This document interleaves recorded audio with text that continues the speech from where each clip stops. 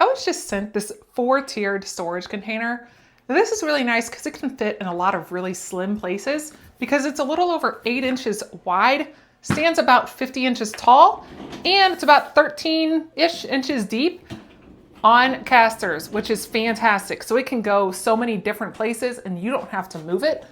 They do have 2 locking casters here in the front, so that way it keeps them in place. Now, if you didn't want this to be 4 high, you can easily undo it. Just take them all apart, set a couple of different places. That would be fantastic. Now, to use it, simply put it wherever you want to have it in whatever small space. I'm going to put it here in my bathroom. You have a nice area on top that you can set anything on this nice level surface. And each one of these has a nice clear door with removable shelves. So if you don't want the shelf, like you have a taller item, you can easily take that shelf out, put it back in, easy.